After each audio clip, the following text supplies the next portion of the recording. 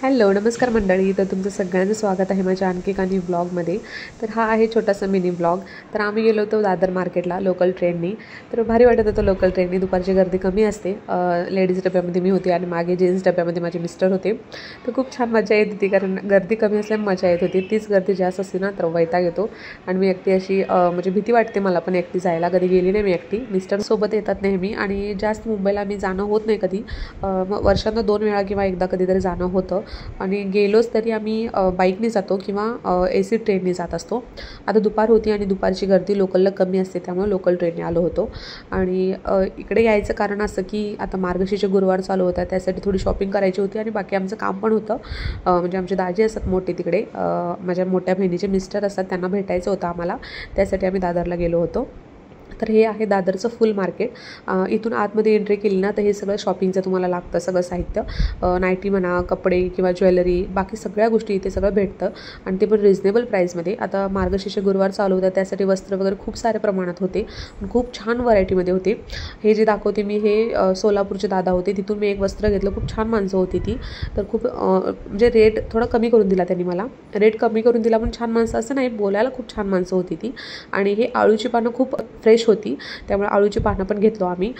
साईडनं काळी देठ असतात ना तशी पानं भेटली आम्हाला. तर तिथे आम्ही म्हणजे 50 रुपयाला जोडी होती 2, ती घेतली. ज्वेलरी तर काय सांगू तुम्हाला, खूप छान छान ज्वेलरी होती, खूप भारी होती ज्वेलरी. ठाण्यात पण सगळं मिळतं पण थोडंफार एक 10-20 रुपयाचा फरक पडतो. पण छान असतं वस्तू इथे दादरला. म्हणजे खूप जास्त प्रमाणच व्हरायटी बघायला मिळते कुठल्या पण वस्तूमध्ये इथे.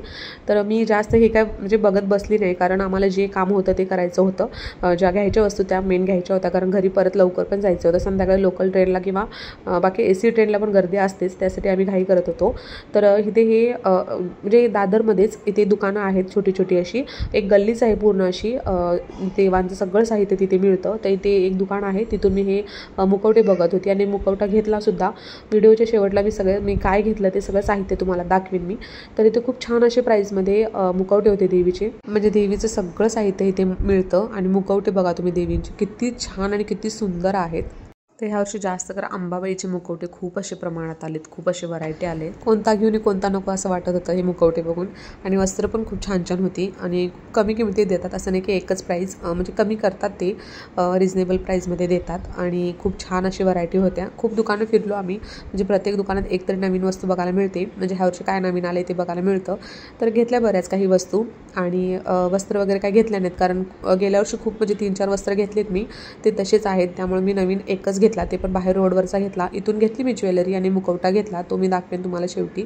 तर आम्ही इथे पुढे दुकानात आलो भांड्यांच्या. मला कलश घ्यायचा होता, म्हणजे माझ्याकडे आहे तो छोटा पडतोय मला, त्यासाठी मी नवीन घ्यायचा विचार करते कारण तो छोटा आहे, त्यासाठी थोडासा मोठा बघत होती मी. आणि इथे आपले स्वामी किती छान आणि किती सुंदर, असं वाटतं की प्रतिमा नाही आहे, स्वामी बसलेत साक्षात असं वाटत होतं. आणि त्याच्या महिला आहेत, त्या लेडीज आहेत, त्यांना ती स्वामींची मूर्ती खूप आवडली होती, त्या घेत होत्या.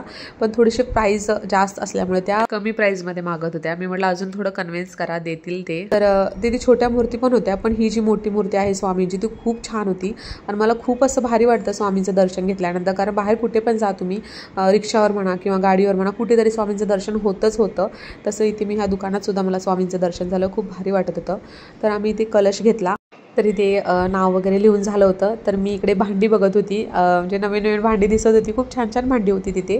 पण खूप वेळ झाला होता, दुसरं काही बघितलं नाही जास्त. मोबाईलमध्ये शूट केलं आणि गपचूप घरी निघाली. तर तुम्ही गर्दी बघू शकता लोकल ट्रेनला किती होती. तर खूप अशी धक्काबुक्की करत आम्ही घरी निघालो, म्हणजे घरी आलो.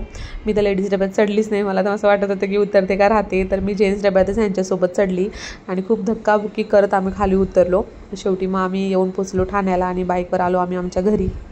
ही आहे माझी शॉपिंग जी मी दादरवरनं आणली होती. तर हा आहे देवीचा मुखवटा.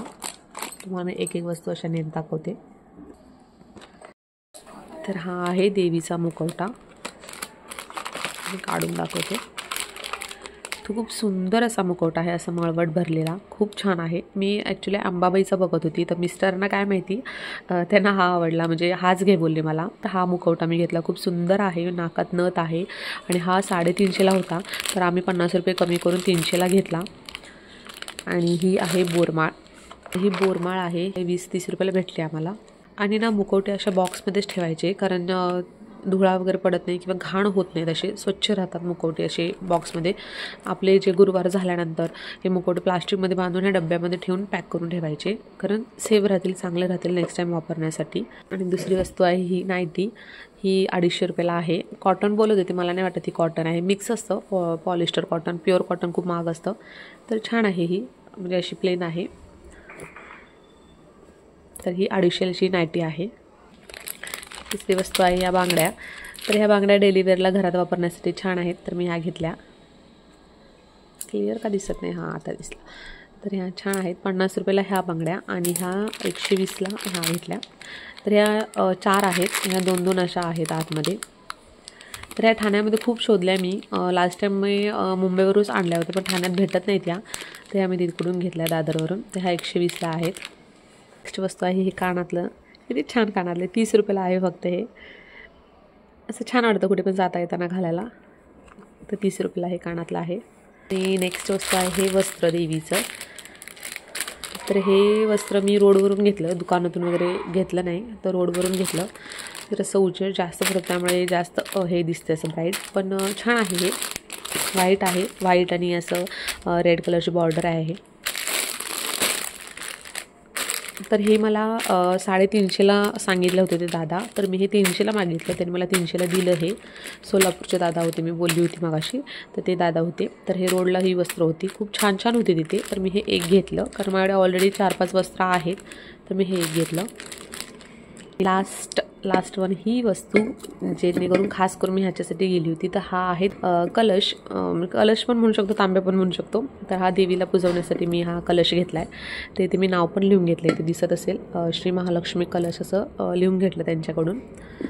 तर मला खूप दिवसापासून मी विचार केला होता कलश घेण्यासाठी, तर फायनली मी घेतला.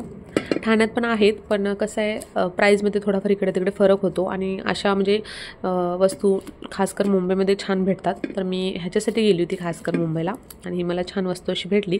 तर हे 1150 रुपये मला सांगत होते, तर मी 950ला ह्या आम्हाला भेटला. तर 950ला आम्ही हे घेतला. तर तुम्हाला ह्याची शॉपिंग, आजचा ब्लॉग कसा वाटला हे कमेंट करून नक्की सांगा. आवडला असेल तर लाईक करा, शेअर करा, आणि चॅनलवर नवीन असाल तर प्लीज सबस्क्राईब करा. तर भेटू परत अशाच एका नवीन ब्लॉगमध्ये. तोपर्यंत बाय बाय.